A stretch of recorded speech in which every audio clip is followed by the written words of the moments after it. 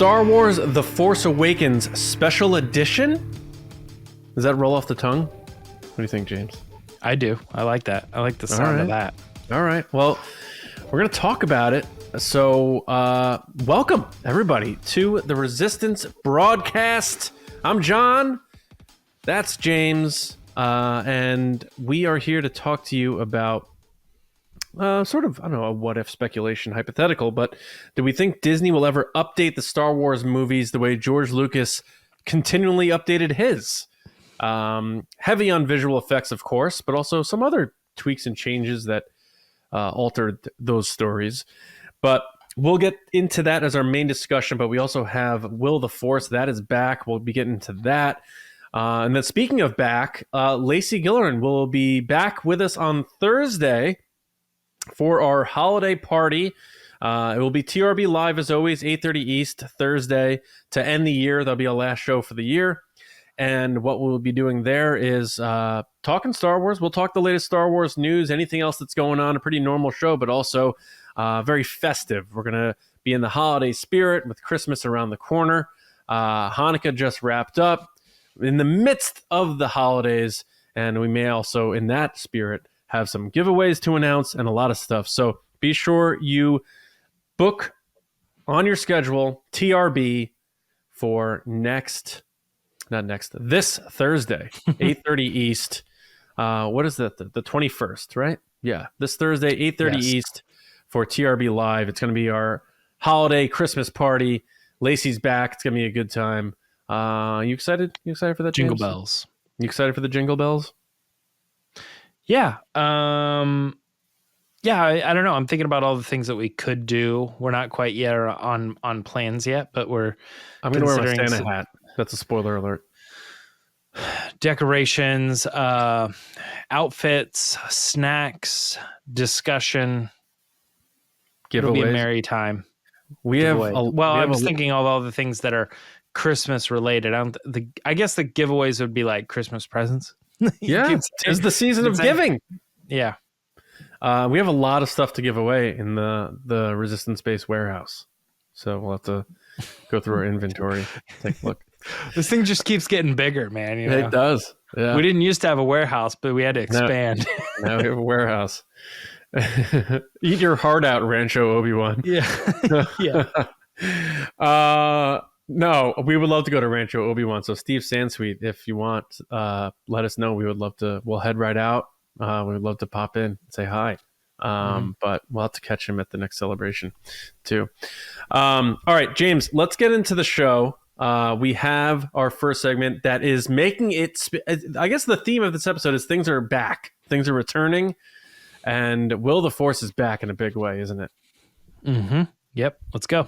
I fear nothing, for all this, as the Force wills it. You guys know it. You love it. Will of the Force. This is where we pitch questions and guess whether something will or will not happen in Star Wars. Will it happen? Will it not happen? I don't know. Well, you'll find out. But in addition to the questions, TRB patron supporters can also submit their questions and make it onto the show, just like this guy did. We're going to kick off with our first question of the week coming from Commander Hass Aslam. Hass sent us the question, will we see a new way that the Force can be used or manipulated in any future Star Wars movies or Disney Plus productions? Kind of opening it up there. That's pretty much like any Star Wars content, live action at least. And I'm going to go with yes, absolutely. Absolutely. I think that there are certain Star Wars fans that will say, that's what Star Wars is all about. It's all about the Force, and it's all about discovering what it is and what it's capable of, and how can you tap into it, and what can we do with it, whether it's dark, whether it's light. It's all about the Force and the connection that we have to it. And I feel like one of the more amazing aspects of Star Wars is whenever you get introduced to something that feels, maybe canonically, this character isn't the first person to ever do that. But when we go and we see a character do something in the Force, it's a wow factor that really brings in and lands, no matter what it is, whether it's the sequel trilogy is newer, but you could go with the healing abilities or the connections through the Force, or you could go even further back and you could go with like speed running, and stuff like that from the prequels. Just all these little intricate things that they do with the Force that's just so much fun. I can't imagine that there is not future writers of Star Wars that don't yet have the job, that know that if they ever get the opportunity to write Star Wars or film it, that they're going to do something with the Force that they're just like, oh, that's exactly what I would do if I were a Jedi or a Sith, whichever way. Yeah. Hey, John. Yeah. And, it's funny when I first read the question, thanks, by the way, Haas, for submitting that. It's a good question. I was like, oh, future movies. So Rey and, what happens after. But I'm thinking, that Mangled movie, The Origins of the Force, is where we'll see this. Also, I think we'll see the natural Force. Whoever taps into it first, we'll see like the most natural Force we've ever seen prior to mass manipulation by Force users. So I think we will see things in that movie that probably either get lost through use of the Force or whatever, that we have never seen before. Because if the main focus of that movie is the discovery of the Force by people, it has to be the Force in its most purest state. It has to be the Force in its most powerful state, I would think, because if the Force is essentially a main character, we got to see big stuff out of it. Or maybe even see the Force behave on its own without any manipulation, So I think we will definitely see that there. But I also do think, literally going forward, we will see stuff as well. It would not shock me at all if we see Rey do things we haven't seen before. I mean, we saw it already in Episode 9 with the sort of fighting through the Force and transferring objects through the Force and the healing and all of that. So it's already happening, and I don't see that stopping. So I'm with you, James. I do think we are going to see ourselves in a situation where the Force is going to introduce us to new things in Star Wars. And I know some people's gut reaction is going to be defensive because Luke didn't get to do those things or Obi-Wan didn't get to do those things. So does that make them not as powerful? I don't like to think about it that way, because then that's limiting us to this bubble of what was done. I don't think it diminishes those characters in any way. Maybe they simply didn't need to use the Force that way, or it wasn't like Luke wasn't in that situation because he was trained in a way that was unorthodox. So I think it will happen. I don't think anyone should feel threatened by that. And as long as it doesn't get too crazy to the point where it makes the stories hard to believe in terms of the characters. Like, I don't want someone able to like swallow the whole galaxy using the Force or something. I want there to be some limitations on it. I think it's interesting that there's going to be things with the Force that we haven't seen yet. So I say, yeah. Yeah, I don't know what the limitations on the Force would be, because I mean, I think in a different argument, one might say, like, as long as they're not like time traveling or skipping through, or something that's like, oh, we kind of gotten some of that stuff, now. Yeah. And also, I'm curious if Hess's question is more approached from like, well, yeah, new to the movies, but we've seen this stuff before. I'm talking like new. We've never seen it in Legends or anything. And I can't even answer that question because I just don't know what's been discovered before. I would imagine that if somebody comes up with some idea, it's probably been discussed in some form of Star Wars before, some type of published EU material. But there's always the chance somebody does come up with something that's just literally never been approached before. And, maybe that's what we're going to get. But I think either way, we're going to get new stuff. Let's move on to another question here. This one is, let's just say if Poe Dameron somehow does not return for the next Star Wars movie, is there any chance that someone other than Rey take over the Falcon alongside Chewie? You get your first crack at this, John. What do you think? I hope so. I don't mind Rey sort of owning the Falcon in a sense, because she did get the job offer from Han Solo. So it's almost like he was like cool with it, which is cool. And I know that Chewie likes Rey and all that. So that works. But I also don't, if Rey is going to be an even bigger Jedi, more powerful, more responsibilities, if she is training new Jedi and stuff, then she's also the pilot of the Falcon. I think that becomes too much. So I think just from a character perspective alone, I think it would be smart for them to have her hand off the Falcon to someone else. Now, whether that's a new character or someone else we know that would make sense, maybe a pilot we saw, or I don't know, what have you. As long as it's somebody that could have great rapport with Chewie, maybe Finn becomes a great pilot. Who knows if he comes back? And again, this is under the assumption that Oscar Isaac doesn't return as Poe Dameron, because I always thought Poe would be perfect in that spot. I really liked him in the Falcon with Chewie at the beginning of 9. That was a really fun scene. But I really just think, even though as much as I like that we saw Han say like, yeah, Rey, you could work with us, I assume she would have his blessing. She liked the Falcon. She took care of it. She knew it well. I just think she has a lot to do more than ever. And even with episode 9, I was thinking like, oh, maybe she shouldn't fly the Falcon. So I kind of hope she sort of relinquishes it to someone else so that we can get the fun with the Falcon, but it's not all around Rey the way a lot of the other stuff is going to have to be. It's funny. Like, do you think... How do you think Poe approached the flying the Falcon? Do you think he thought of it as his boss's dead husband's car? Do you think he thought of it as like Rey's car? Do you think if he thought of it as like just the ship, like it doesn't belong to Han, it doesn't belong to Rey, that's just the Millennium Falcon, and I'm getting the shot to fly it around? Not the shot, not like the opportunity, but you know what I mean? Like, how do you think he approached flying the Falcon in the first place?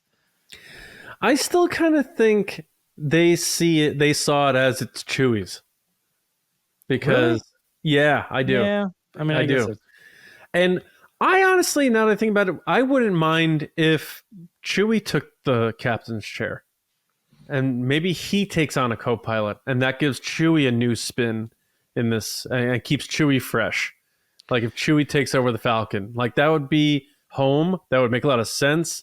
Kick him over to the captain's chair and let someone else be the co-pilot, and introduce a new character. So it's not like, oh, did they just bring this new character in and they take over the Falcon? It's like, no, maybe Chewie has a little understudy. Maybe what if it's another Wookiee? What if it's a human who they pick up who's a good pilot that isn't a clone of a Han Solo? There's a lot they could do. So now that the more I think about it, now I kind of hope Chewie takes it and then like he has a co-pilot. But if Chewie stays in his chair because he's like, no, I'm good. This is where this is my chair. So I'm good. But then I do hope someone else. But initially, I did kind of think it is maybe too much if you have your main character also be the character that's piloting the famous ship or whatever. But I mean, I don't think it's that crazy. I mean, like, no, they've done it. It's not crazy. Well, yeah, and it's also not like Ahsoka isn't, the captain of the ship that she flies, or whatever. So it's not unprecedented. I think Rey could totally just handle the Falcon. But I also have another one for you, and I'm throwing this one out there again. another sub question to this question. It is canonical that Chewbacca liked to clean the Falcon and like having a clean ship, and Han was the one that always wanted it trashed. Do you think that the next iteration in these Rey movies will have a new version of the Falcon, like a cleaner, different looking Falcon that they could sell toys of? That what is Chewie and Rey or whoever going to change the Falcon, because Han is not the one like keeping it dirty? This is what you do. You keep it 85% trash, but Chewie's quarters are he now that it's post-war, in those 15 years he had time to like go chill. He cleans up and like like modernizes his quarters to how he likes it. And maybe he has like some trees in there to make it feel a little Kashiki, you know. Kashiki. So I think it'd be cool if like most of it's still trash because he's like, well, this is Han's ship and this is how he liked it, but my quarters over there, I'm gonna do it up the way I like it and make it nice and clean. So that's why you still get the nostalgia feel of the beat up Falcon.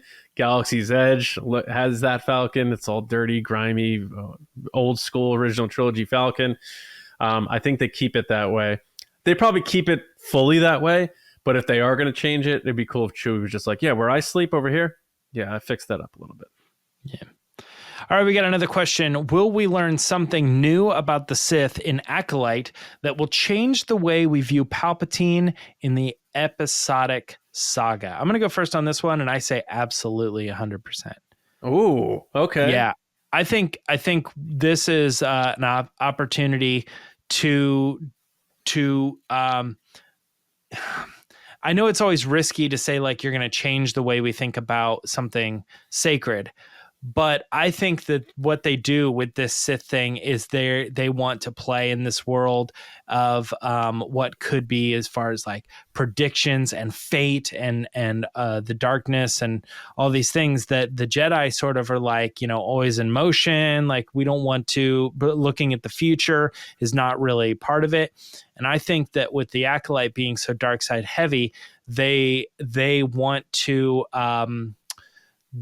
play in this thing where it seems more fated, and I think that it will heavily lean on Palpatine being a prediction and a prophecy of the Sith that someday this person will come, and I think that ultimately is going to change a lot of how we look at all of the episodic films, because it wasn't just that Palpatine, we've always kind of said, oh, he just happened to be the one who did this stuff.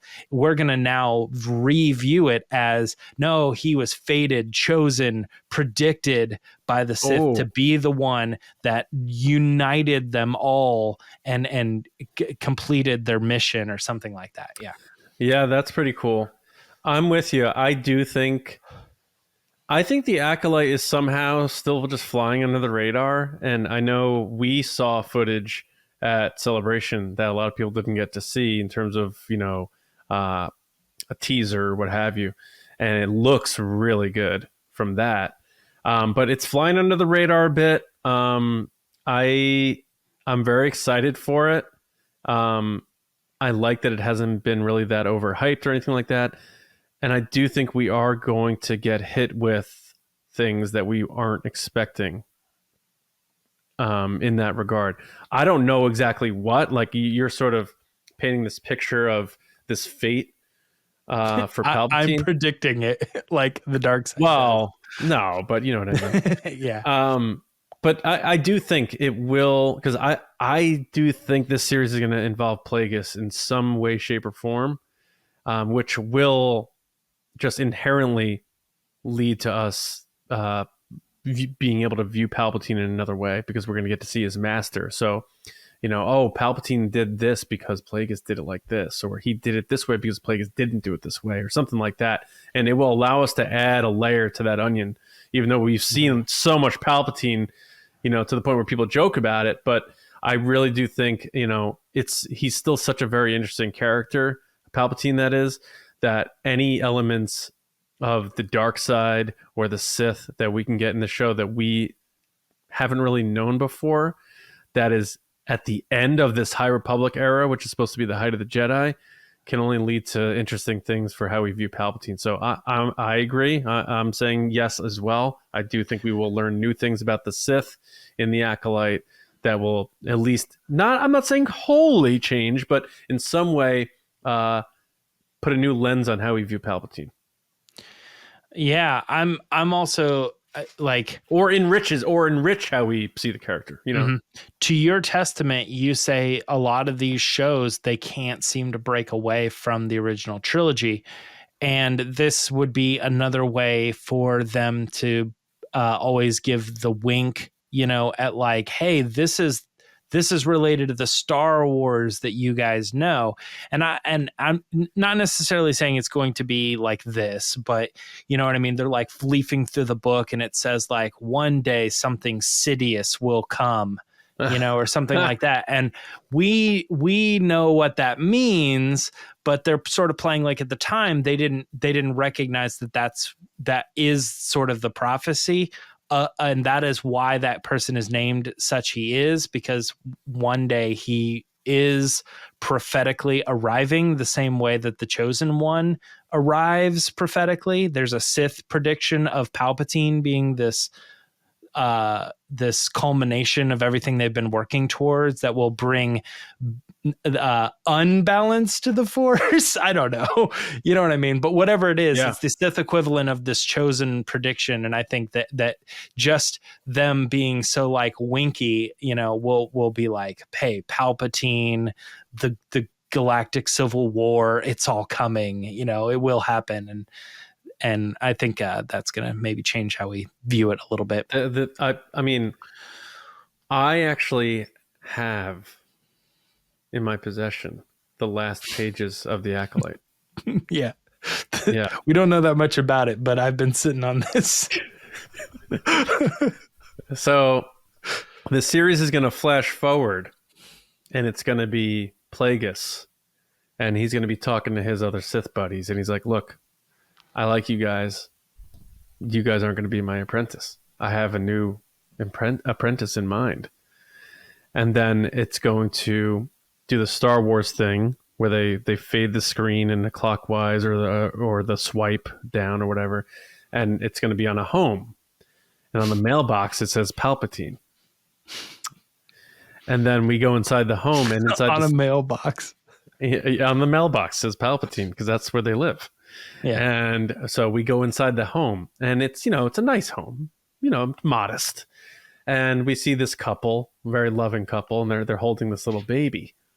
And they lower him into his little bassinet and they say, sweet dreams, Sheevy babes.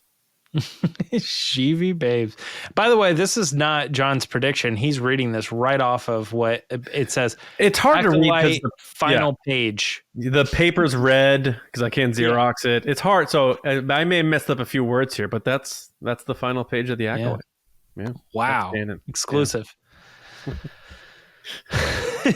All right. Well, let's resonate on that for a little bit, and let's do our last question for Will of the Force this week, coming from another one of our patrons. This one, another commander actually, Stephen A. Bowman sent in the question: will there ever be updated special effects added to any of the Disney Plus shows? For example, I'm wondering if Luke in season 2 of The Mandalorian might be updated at some point to be the version we see in Book of Boba Fett. It is not a bad question, John. You get to go first. What's your opinion on this? And I will retaliate.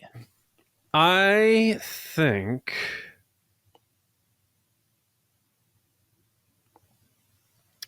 Disney Plus shows, I'm going to say yes. Yeah. Yes. I think they will. I think there will be certain things that they'll be willing and able to update within modest budgets that they feel needs to remain cohesive with the progression of visual effects. The only reason, I mean, we'll get into this in the discussion, but the only reason why I don't think George Lucas's movies will be touched is because he's not the one in charge anymore, and they're not going to change his. And I would guarantee that was in the sale of his movies and Lucasfilm to Disney, is that, you know, only I can change my movies. You know, you cannot go in and make changes to my movies. Otherwise, they may have done updates to Lucky Jar Jar or something. But I could see them doing this because it's so funny. I was playing. I have like all these old video games now on this emulator, and I was playing like Wolfenstein and like Doom. And I remember when those games first came out, they were like state of the art because it felt 3D because you're walking POV through these rooms. And now it seriously just looks like giant pixelated blocks, and it's barely. Just to off track you for a little bit, what did you buy? Because I also purchased like a handheld emulator for Bennett with like preloaded games, but obviously you can flash new firmware and stuff and get your own ROMs. Mine was more in the spirit of the Rebellion. If you catch my drift. Okay. So it's just something on like your computer? It's a USB plug-in, so I could pop it into the TV and just do an input. But how are you playing it? Or HDMI. Sorry, not USB. And then, yeah, you just... what do you mean play? You just... It's through a program in this little like system, this little like box. Does it have a controller? Yeah. Oh yeah. Okay. Yeah. Yeah. Okay. Wireless Bluetooth controllers. Yeah. Well, where did the box come from, though? Don't worry about that. Okay. I'll tell you off air. I don't want Sonic the Hedgehog's grandchildren coming for me. Yeah. Yeah, I mean, I've done similar things. So right now, I have something on my phone where I'm playing, ROMs just or whatever download. I've been currently playing Pokemon, but I did buy something that is like a physical version of that. Oh yeah, I don't know that this stuff is like illegal. I mean, these are games that are not licensed anymore or owned by the company. Yeah, I don't know. Anyway. I don't know. I'll tell you off air regardless. But yeah, I have all the old Nintendo games. We can get back to Star Wars. Yeah. But my point is, this stuff will look dated eventually. And Luke from Mando season 2 already doesn't look as good as Luke from Book of Boba Fett to Steven's point. By the way, Steven, thanks for the question, man. Yeah, good one. Hope you're well. So I think they will, because it seems like a lot of these things can be done. But they won't put a ton of money into it. But if Lucasfilm can convince Disney that there's a need for it for the sake of the suspension of disbelief and the continuity, which are two huge things with Lucasfilm when it comes to making these stories, I think they would. So I also think they're going to change things, but here's my and probably a lot of people's issue with them doing this is they're going to do it the wrong way. What in my opinion, what they're going to do is they're going to do it without telling anybody. They're going to, one day somebody's going to come along and they're going to say, I just was watching it and I noticed something that didn't seem right. I went back and I checked. I happened to have like this recording, or I found a YouTube video of what was there. And sure enough, Disney quietly, without telling anybody, updated the graphics and deleted the old version. You can't get it anymore because it's not two versions. It's not a special edition. It's not, right. We're announcing that we're updating the graphics and just making them better. But if you want, we're going to go, you can access the archives and watch the old ones or anything like that. They will just do it and not tell anybody. And I think there is already precedent for this when you're looking at something like how they took the jeans guy out, or there's another episode of Mandalorian where they took like a plane or a helicopter that was happened to be in the episode. They removed it in the day after it aired. It's just, I understand the difference there. It's like they're covering up a mistake. But what I'm saying is they're approaching the art, the state of the art at the time is now in the future a mistake, and they're fixing a mistake by updating it and making it look better. And I think that's the wrong approach. I think that if you're going to do it, tell everybody you're doing it, and let us still continue to archive the historical version. Yeah, that's why, I mean, now they finally released, Mando on physical, so people can nerd out if that does happen the way you're saying it could, which is they make the changes without telling people, and then someone will be watching their Blu-ray and be like, what? Where's this guy on Disney Plus? I don't remember that, that guy had a hat, or something, or there were 3 X-Wings there. Now there's 5, People are going to be watching it, and then they're going to have, for whatever reason, they're going to have an opportunity to go back. Like, people might even learn it from the new Disney Plus way that got changed. They go back and watch the Blu-rays at some point and be like, this is different than what's on Disney Plus, and I can prove it. They go over, they load it up. It's different. Well, let's Yeah, I don't know. let's parlay this into our main discussion. Okay. All right. Well, let's wrap up Will of the Force then and head into, because John likes to do this, it sort of leads into the discussion. This is basically going to be our topic. So, John, I'm going to throw up the title card, and then you can introduce what we're talking about. Away we go. Obi-Wan once thought as you do. All right. So, yes. Will Disney update Star Wars movies the way George Lucas continued to update his all the way through, or even after the sale? Well, I don't remember when the McClunky thing happened, but I'm pretty sure that was 2 years after Disney acquired Lucasfilm, and it was an edit that George Lucas had. Was already working on. For Greedo, yeah. Yeah, so...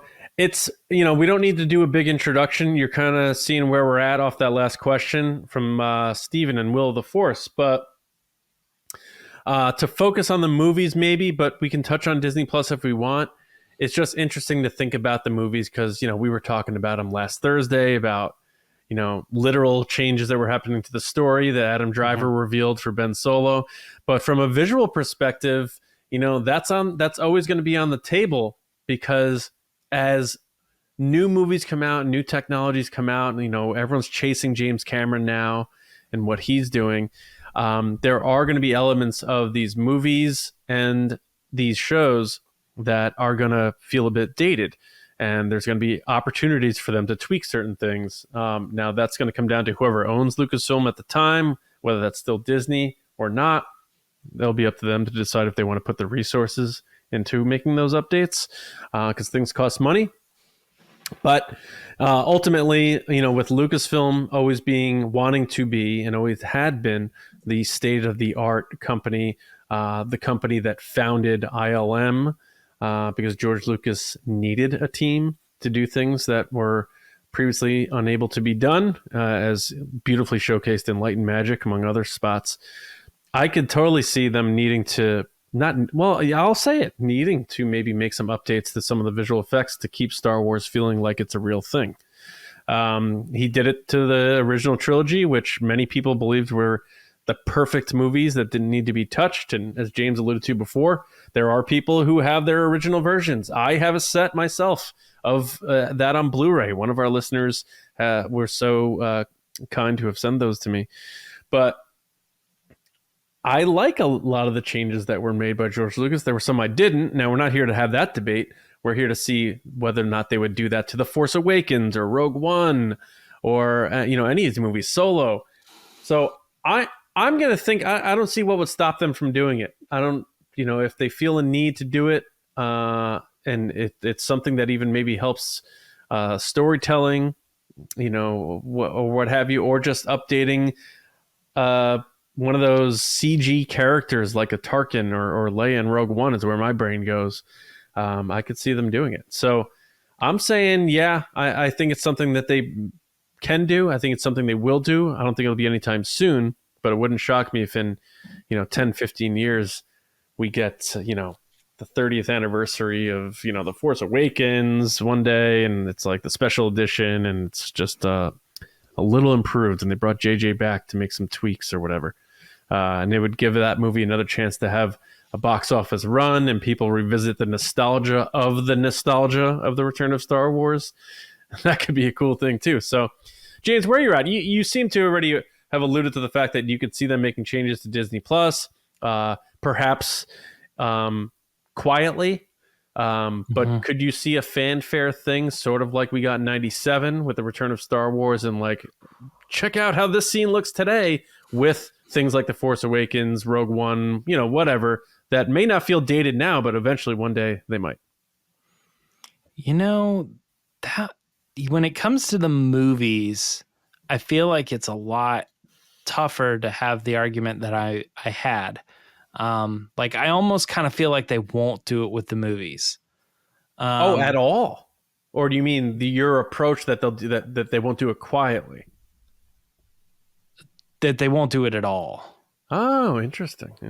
So So I'm back and forth. Like, I think I can think interesting. I can come up with interesting discussion going both ways. But part of me thinks, when would they do this? Because it does seem a little bit strange that at some point they would be like, well, we're revisiting the sequel trilogy with updated graphics, and everybody would go, why don't you just do why don't you do it with the prequels?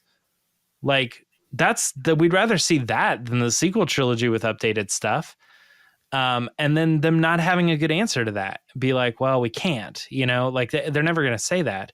So they probably just soon stay away from it. The other thing too is like, when would they do that?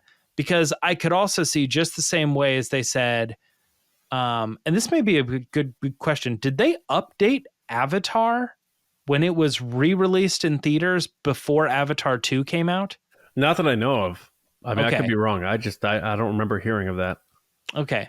But my thought is like, I'm not exactly sure when they would do this, because part of me says like, Disney, they love their money, and they would probably re-release 7, 8, and 9 in theaters before 10 came out, just as like a quick way to make some money and get people excited about Star Wars again.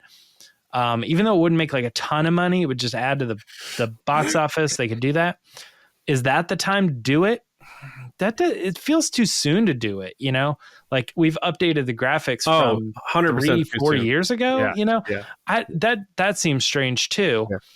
And then there's a third thing too that makes me kind of question the movies as well, which is, so I looked up, so there, you're probably aware of this, the Mickey Mouse going into public domain in 2024. Do you know much about that? I just read this yesterday. Is this a new thing? No, I mean, no, not new since like the 90s, but it's always been sort of presumed that Disney would push it forward as they have in the past. So at one point they were going to run out, and they weren't able to keep Mickey around. They were going to lose him to public domain. So they lobbied, and they got an additional 20 years packed onto that. And so then 20 years later, getting close to it, they lobbied again and got an additional 19 years put onto it. So then the assumption for the last, 25 years or whatever, is that when that inevitably comes up again, Disney was going to lobby for it and get the copyright extended again so that they could keep Disney out of the public domain. But they in fact did not do that. And they are going to let him go to public domain. And the reason they're letting him do that is because when the last time they lobbied 20 years ago was a point when Mickey Mouse meant more to Disney than it does today, because Mickey Mouse at the time was a huge percentage of their global intake. He was important to their brand. Today, Mickey Mouse is not a moneymaker. Star Wars is a moneymaker, and Marvel is a moneymaker, and all the Pixar is a moneymaker. All these other acquisitions that they've had since then make money. I'm also curious then, this all leads me to the point of, at some point, do they say that Star Wars, and I know I just said Star Wars is a moneymaker, but at one point do they go, is this really worth the time to go in and update and sort of add new scenes and pull from the archives and try to get people interested in why don't we just make more movies? Why do that for these old movies? And I feel like George was inspired to do that because these Star Wars movies were everything to him. At the time, Star Wars in the original trilogy was his Mickey Mouse. But to Disney, Star Wars and the sequel trilogies, they are not their Mickey Mouse. You know what I'm saying? They don't mean those movies, those sequel trilogies, Solo, Rogue One, stuff like that. They don't mean as much to that. But I feel like, things like the TV shows and stuff, throw a couple bucks at it, update it. I feel like that's not that big of a deal. But with the movies, it's almost too high profile to really pour the money in to update them and re-release them or come up with some special version. I don't think there needs to be a fanfare like in 97 with these big re-releases, because I don't think the sequel trilogy, and they haven't done it for the prequel trilogy, carry that same legacy the way the original trilogy does. I mean, Star Wars put blockbusters on the map in 1977. Come see Star Wars for the first time in theaters, and kids like me were like, all right, I'm in, and it made me a bigger fan. So at the time, the phrase "the way it was meant to be seen" actually meant something. Yeah, you know. Yeah, so I don't think it needs to be that big of a fanfare. I also think it's quite possible that they could make small changes that aren't these necessarily giant things that would break the bank. Just look at, we've talked about it, some of the fan edits of Rogue One, and how we talked to Hal Hickel, and he was like, well, yeah, but they built it upon what we did, and it was easier for them to do that because of it. And I agree with him, but because they've done it, they could probably easily go in and make Leia look more like an accurate Carrie Fisher from 1977, or make updates as needed to Grand Moff Tarkin if they figure out how to finally vanquish the Uncanny Valley. You know, that sort of stuff, where it's like, I think I'm just looking at Peter Cushing here, whereas, oh, wow, that looks a lot like Peter Cushing. They did a great job. It's like, no, there's Peter Cushing. I think they could do stuff like that. And with the characters that we've seen in human form, seeing in digital later, like the Lukes in the Mandoverse and stuff, it wouldn't surprise me if they were like, let's see if we can make some updates to this. We don't have to do a big re-release or anything like that. We can update the versions on our platforms. If there's another version of technology on physical media that happens to come out one day, we can make that a part of that, but not hide it from people, and do a small featurette and invite Scripps News and Clayton Sandell to come in, and we'll show them how we updated Leia for Rogue One and the differences and stuff. That's the type of stuff I could see.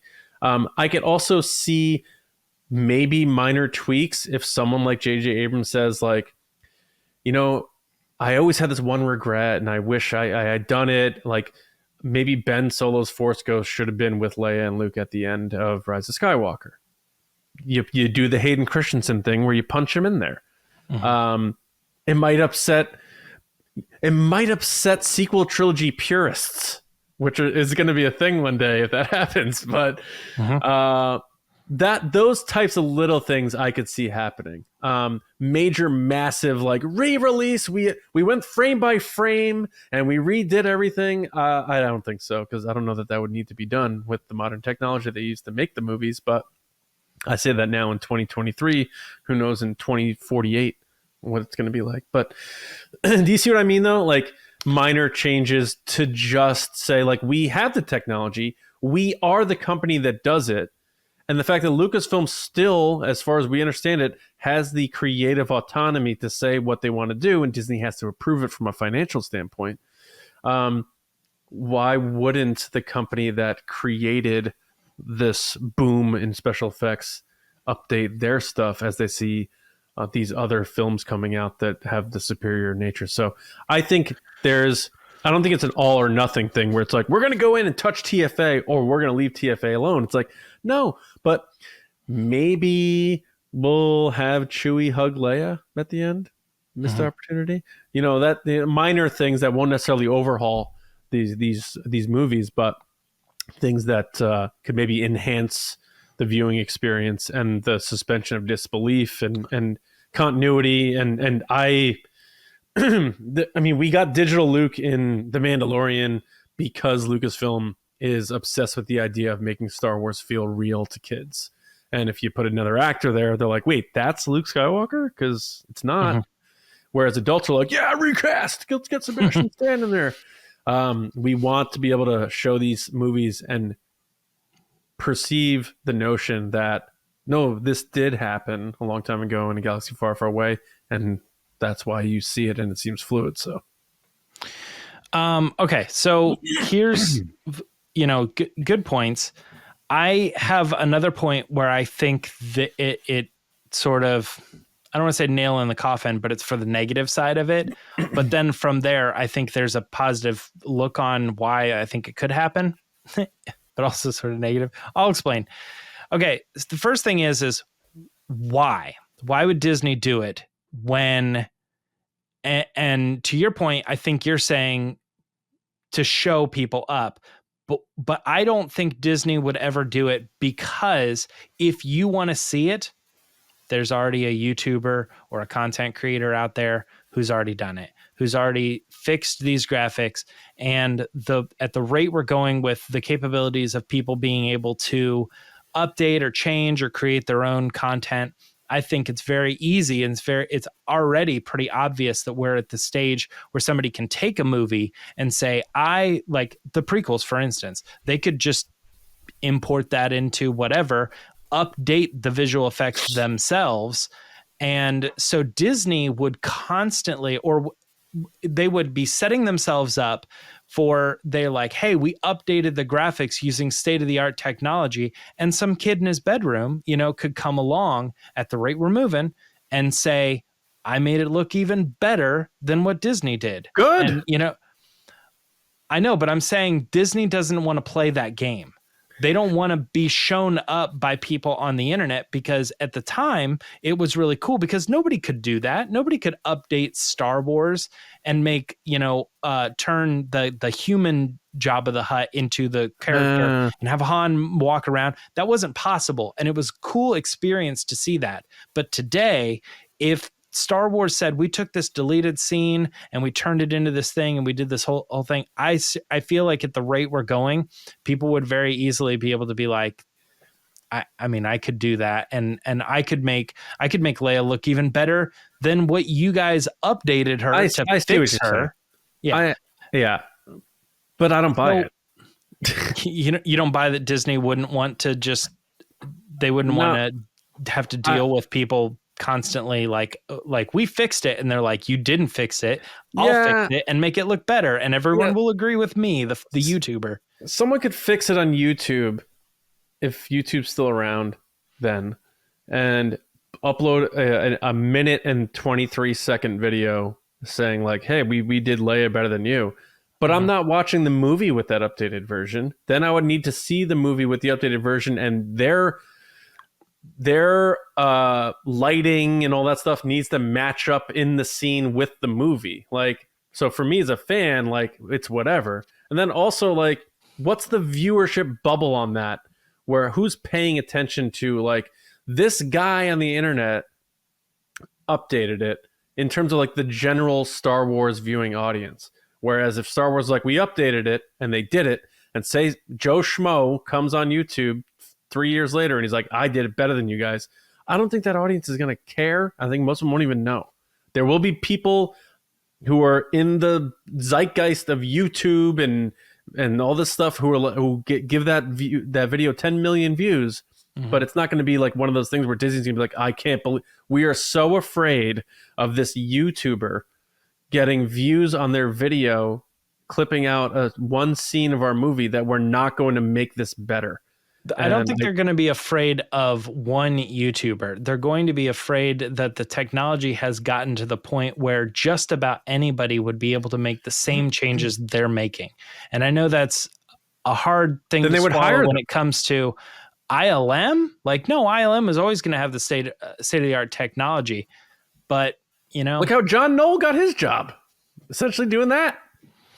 Yeah, I know. Yeah. And other people already have sort of fixed Star Wars and then got jobs working for Star Wars because they're already fixing and I get that. I don't think that's a bad thing. What I'm saying is, I just don't think the company, I think they would rather like, oh, there's a crazy conspiracy and the president isn't going to talk about it. Well, he's not going to talk about it, because if he talk about it, it leads people to believe that the conspiracy might be true. Just ignore it. You know what I mean? I think that's the approach when a big studio is like, do we want to try to update this and fix this? It's just going to bring on competition and people competing with us. Why don't we just let it alone and just let it be historically what it is? I think that's what people like anyway. They don't like it when we make the changes because then it feels like fixed. I know, but you know what I'm saying? Yeah. Like, I think there would be an HR or PR swing on like updated, or something. But I think what that sort of translates into is like, they weren't up to par. So we brought them into the latest, whatever. Here's another approach though. And I believe we both sort of stated what we're going to state on as far as that, but I have another angle of this is that yes, there will probably continue to be physical copies of which they would have to pay royalties to the people who worked on the product, unless, of course, it was like flat fee. So like a visual effects studio, right? Let's say Visual Effects Studio A worked on The Rise of Skywalker. Well, at some point, Disney could come along and replace what Visual Effects Studio A did with what Visual Effects Studio B did for very cheap money and for very cheap royalty costs. And then since that's the official version on Disney Plus or the streaming service, that Visual Effects Studio B is the person who actually gets paid because Visual Effects Studio's work is not in the new version. What so studios? They could essentially, what studios? You're saying outside of ILM? Like if they brought in people to help with stuff? Yeah, they already do that. Yeah. Yeah, it's I not know, just ILM. It's like a ton of visual effects studios that, or whatever, they contract these people. things. Yeah. Okay. Yeah, exactly. That's what I'm getting at is I'm saying there may come a point where people say, hey, I did this on my own. I fixed, these aspects of the movie. If you will, I'd be willing to take this price on the work that is done because I did it really quickly with today's technology. It was a lot easier to get it done. If you replace what's in the movie with what I've given you, then you can start to pay me instead of having to pay them, and I'll be cheaper. I don't think that would ever happen. Well, that's what would happen in your scenario where they update it, unless, of course, they go back to the original studios and say, hey, but I think when you're outsourcing like that, it's going to be like, who can do it the cheapest? And another studio will probably be like, well, we use the latest technology and we can do it better and cheaper. And then they'll get the job, not the original people. Because I think when it comes to these, like, whoa, we're going to update. I'm not going to pretend I don't think Disney cares to pay the people who worked on the original. I'm not going to pretend. Yeah, I know how the technologies work, and if you can't use someone else's technology or correct someone else's thing, because these YouTubers took what Lucasfilm did and they updated it without having their resources. So I don't see why another studio wouldn't be able to correct someone else's work. But we're getting down that rabbit hole. I want to inject some fun into this. And, okay. And I just want to get to like, do we really think it's going to happen? Can it happen? I think it can. I think it can happen. I think it's possible it happens. I don't think on a grand scale. Fix a couple fixes here and there, and not the fix, a couple updates here and there, tweaks here and there, what have you. What is there anything that you could think of from any of the movies that came out since Disney purchased Lucasfilm that you would like to see tweaked from, not a huge perspective, but that one scene I always wish they, that wasn't on the mark, or if they added hit blank's ship here, or if this person was, one of those things.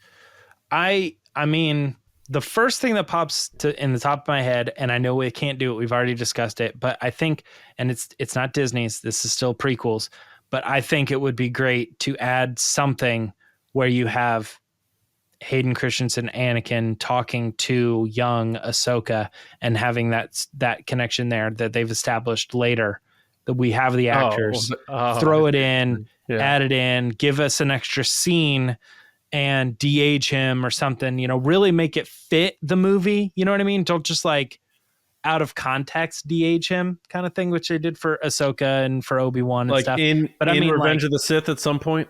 Yes, like if you are updating Revenge of the Sith and you do that, you add that scene and Hayden Christensen returns and you de-age him Yeah, that'd be properly cool. to fit the Oh, yeah. movie.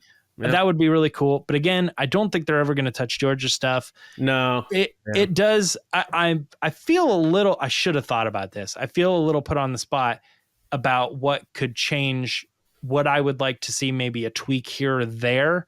I mean, you know, fixing Tarkin is an obvious one. I to this day still think that Leia looks better than Tarkin, but I know that you and I will never, ever, ever see eye to eye on that. And I respect your opinion on it, but yeah, I think she's near perfect. But the Tarkin one to me is like he does so much talking and looking around and so long of scenes. I'm just like, I don't see how anybody doesn't see that that's not. I mean, it looks good. It looks like one of the best we've ever seen. But I literally see that and I'm like, I can still tell that person is not standing in the room. Yeah. Whereas the Leia one to me is just like it is a person standing in the room. They just sort of like put a face on it, and I think it looks fine. I think it looks pretty good. But regardless, to get back to the point, is I actually do think that you know, if they were to update Tarkin a little bit, I don't know that anybody would really like be angry about that too much. Tarkin was in the room. It was Guy Henry. Yeah, no, I think they fully replaced his body. Like he did the parts, but I think they use him only as the model to go off of, and they end up replacing the full body of Tarkin. I don't think it's just his head, but I think with Leia they do actually use the actress's body. I think if that Leia had more than 6 seconds of screen time, you would probably feel similar though to how you feel about Tarkin. Maybe that mouth. Maybe if Tarkin had 6 more seconds of screen time, you'd agree with me. I don't know. No, I agree with you about Tarkin. I update Tarkin. I'm all about updating those CG likenesses. Yeah, I'm with you on that. So I think, I think those are good picks. The more I say it, and like Lacey's going to think I'm lying about this, and a lot of people are going to think I'm lying about this, but because I didn't ever think this way.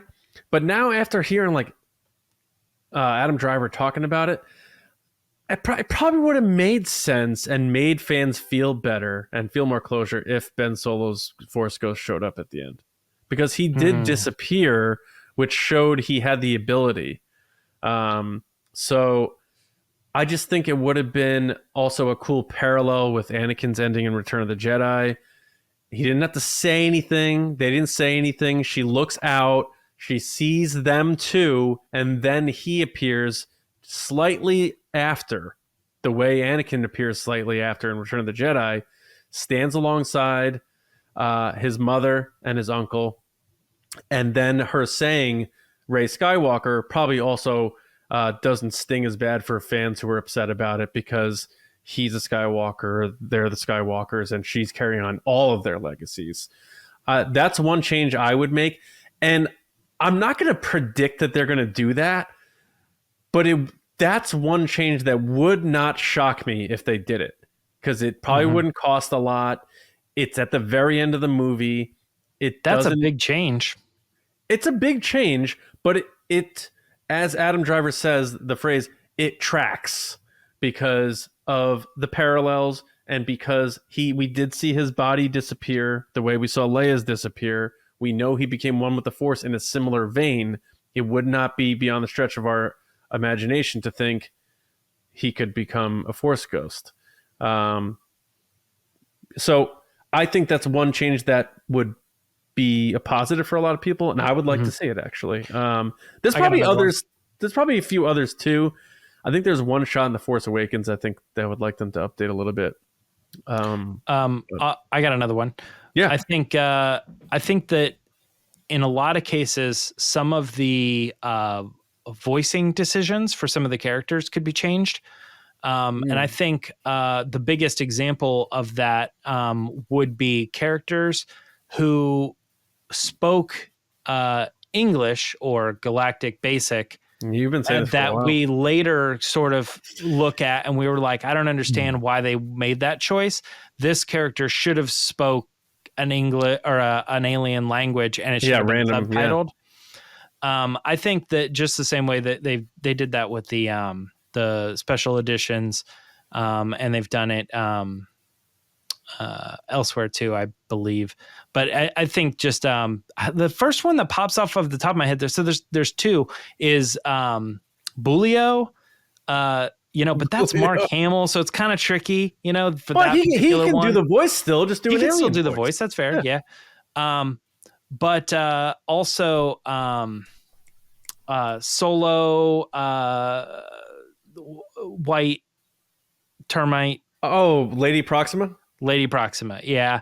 I feel that's another one that they probably could update and change the voice, even if they kept it English. I think maybe doing something different with the character would make the character seem a little bit more believable. I do think like it's not necessarily that it's not speaking English, but you also have other characters, other White Worm characters that don't speak her language, and she seems to speak English, and it seems like it's pretty clear and fine. She's got like an old lady accent. I know, that's what I'm saying, but it also doesn't it feel just like, you made a clicking sound. I know, but I kind of liked it for some reason. I don't know. I mean, it's fine, and it's Star Wars. It's okay. There's a Solo change that I can't believe you haven't brought up yet.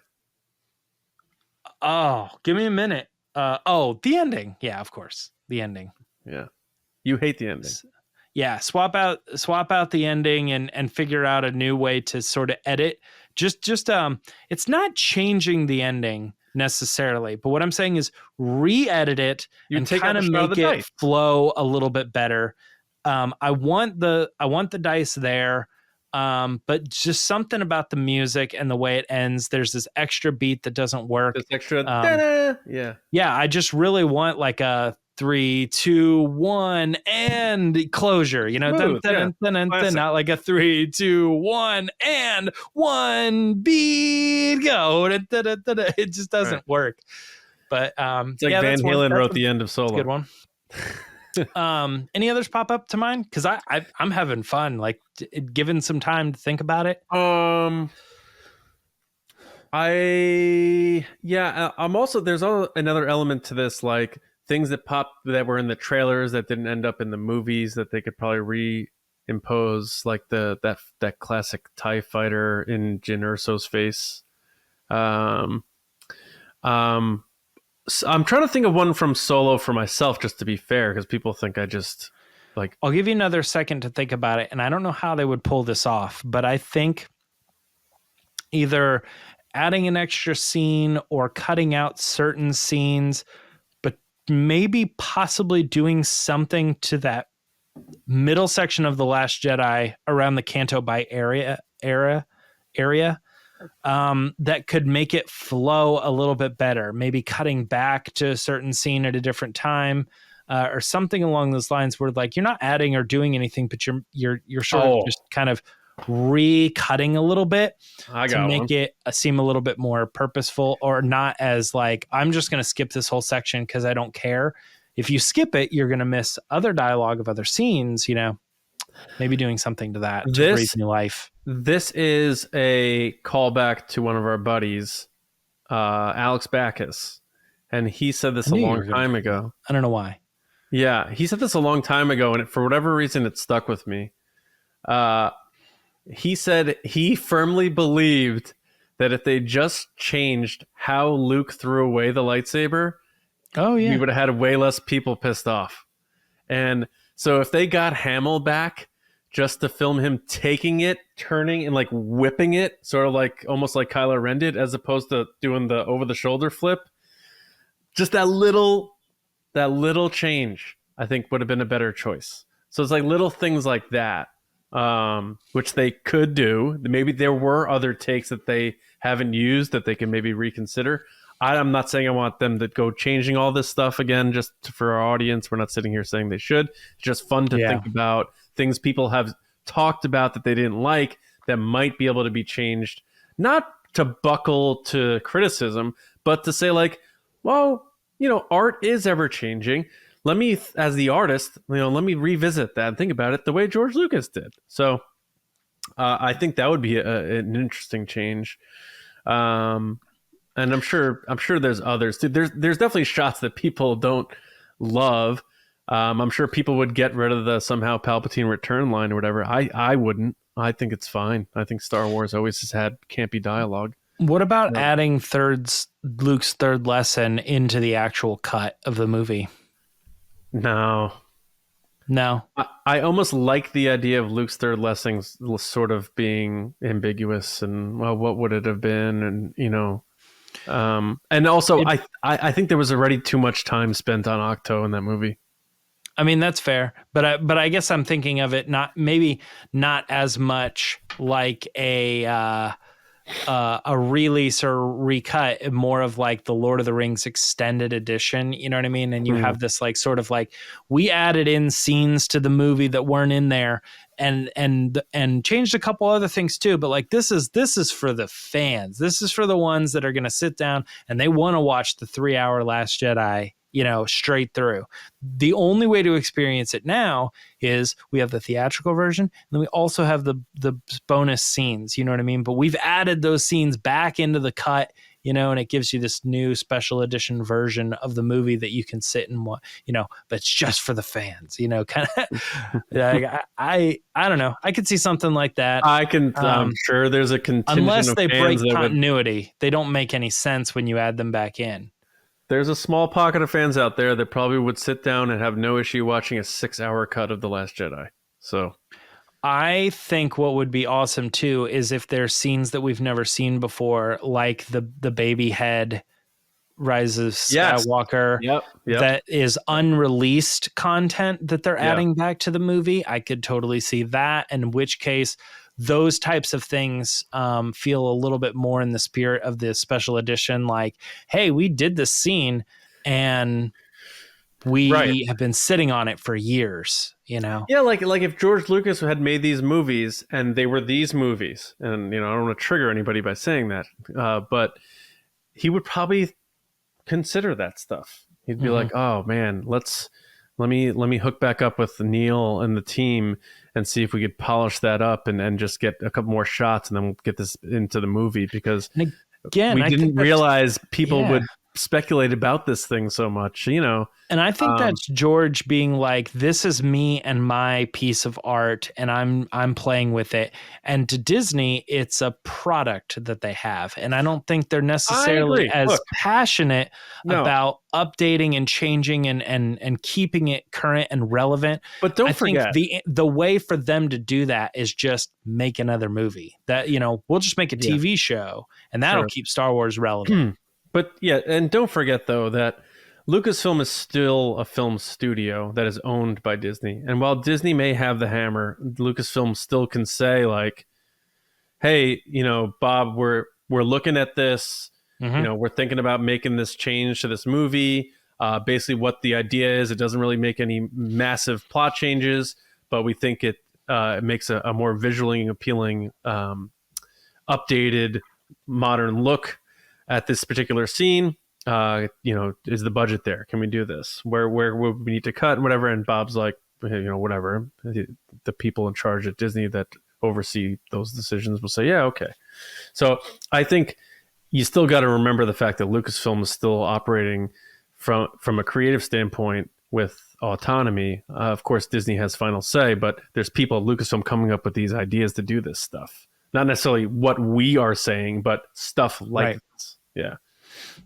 So, I mean, we can keep going, but I do want to, you know, I'm curious what our audience has for anything they would love to George Lucas out of the sequel trilogy in terms of like, oh, they cut that out, like you said, the baby head, or if they just added this here, or if that ship showed up in this scene. I'm very curious because this is fun chat to me, because it's all hypotheticals, it's all for fun, and, you know, the movies are still what they are. But I'm very curious to hear what everyone thinks out there. But you know, it is funny though. There was a period of time where this was really popular to do, and I always remember like whether it was like the DVD or Blu-ray release, or maybe it was getting re-released in theaters, and it was always like they tried to make it seem like it was so cool, and it sounded so weak. They're like, with 13 additional seconds added to the movie. And I'm like, 13 seconds? Oh, like, you ever watch that was like deleted their scenes? What? Deleted scenes on old DVDs. Most of them were pretty much the scene with like an added dialogue, or it was literally just 6 seconds of something. Yeah, they're usually like nonsense. I'm not even talking about delete. I'm like something like I can't even put my finger on who did it or what did it, but I remember it was a trend for a long time that they would like add additional footage to like the actual movie, and then they would advertise it as if this was so cool, and they would say literally like how long of a more there was to it, but it was always like 20 seconds of additional footage. And I'm always like, I remember just at the time I was like, who cares? Like, I get it, but like 20 seconds, that's not that big of a difference. But they would always, it was a trend to like make it seem like 20 seconds was like a big deal. And I think it's just because they didn't like actually have the stuff. And they were like, but we got to do this. So we're going to release it and put everything we can back into it. Man, I wish I had an example. Somebody give me an example of like a movie that did this. And it was like over 30 seconds of new additional footage. Have one. I have one. So, I love the movie Scream. Yeah. So when the movie came out, back then in 96, like people were taping movies off HBO or Cinemax or whatever. And there was this floating around director's cut of Scream. And there was like only 2 very minor changes. And one was the first boyfriend who gets killed, Drew Barrymore's boyfriend. You see more of his guts just falling out of his stomach. And it's like 5 seconds. Yeah. And then there's one other very brief visual thing added. And beyond that, same exact movie. The movie's like literally 14 seconds longer. I know. And that's a good example. What I'm saying is I think at the time they would have leaned into the over 8 seconds of new footage into this 2-hour movie. And it's like, that's a weird way to advertise it. Say something different, like 2 additional scenes that make it even more gory or something. Like, why is 8 seconds the thing you're landing on is like the thing that's going to pull people in? I get 8 more seconds of Scream. Isn't that how long it takes for Vin Diesel to drive a quarter mile? So maybe it's just him driving another quarter mile. Yeah, exactly. There it is. All right, man. Good chat, good discussion. I dug it, and I know it's something that we'll be able to continue to talk about in the future. Yeah. Anything else, James, before we close it out? No. Like I said, I at the very top of this, I Googled, when does Star Wars fall into the public domain?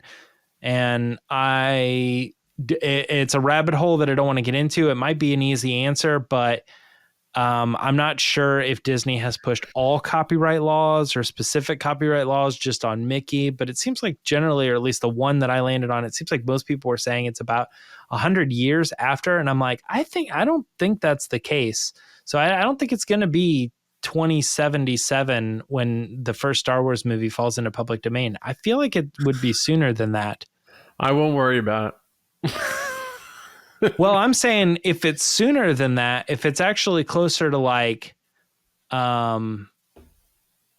60 years and not 100, then it's like 20 years from now, anybody can do anything they want with Star Wars, Yeah. Well, another studio could make a Star Wars movie. Yeah, we could do it. Well, yeah, true. Yeah. We'll make Solo 2 happen. Yeah, there you go. That'll be even longer, though. Yeah. Well, we are wearing the shirts. Solo goes into public domain. We're wearing the shirts, and we haven't said it in a little while, especially with the strikes that were going on, but make Solo 2 happen. And I mean, Alden Ehrenreich's star is only rising. He's winning awards for doing his filmmaking and stuff, so we'll see. But actually, the Han Solo, the character, might fall into public domain, though. In which case, we'd be able to do whatever we wanted with it. We're going to take him. Yeah. All right. Thank you very much, everybody, for listening, watching, and being a part of TRB. Make sure you are subscribed to the show. It's free on all podcast apps. Just search Resistance Broadcast, hit follow, subscribe, whatever. And if it has a rating system, rate us 5 stars. James, I think we are just at about 600 ratings on Spotify now, which is very cool. We'll get that official number here. And then, of course, youtube.com/@theResistanceBroadcast. 593, James. So 7 ratings on Spotify away from 600. So please rate us if you have Spotify. Look up TRB, The Resistance Broadcast, and rate us. Hopefully 5 stars. Thank you very, very much. And of course, we have our Patreon. If you'd like to support what we do, go to patreon.com/Resistance Broadcast, as we said at the top of the show. And tier start at $5. A lot of cool stuff on there. We also have a Discord server, exclusive mini episodes and podcasts that are only on Patreon. So thank you for that. A special shout out to the Generals and Spice Runners: Carmelo, John Reese, Jetta Rosewater, Frank Grande, Nick Kratz, Chris Morales, Brian Smith, Matt Chitty, Danny, Mike Ramori, Brendan McLaughlin, Sneaky Zebra, Colin Cormier, Jolton Jedi, DiMaggio, Diana, and Dave Hornack. Sneaky Zebra, he could start making real Star Wars movies too. David Probus, Neil Shaw, Kendall Gellner, Andrew Staley, Jeremy Myers, Michael Fry, and the Forworthian, and all of our patrons, all of our listeners, everyone who likes TRB, and all Star Wars fans. Thank you all so much. Lacey Gilleran, let her know you're excited. She's coming back. The holiday party, TRB Christmas party, Thursday night, 8:30 East. Be here right on YouTube live, and of course on your podcast apps the next day. For me, Johnny Hoey on social media, and my movie podcast, Just Like the Movies. We are putting out our episode either tomorrow or Wednesday on Once Upon a Time in Hollywood. So if you enjoy other movies and hearing me talk about other movies, Just Like the Movies is where that is. James, how about you? You can find me on social media at Myra Trunks. Right on, my man. All right. We will hopefully see you all Thursday to party it up, talk Star Wars, and have a good time on TRB Live.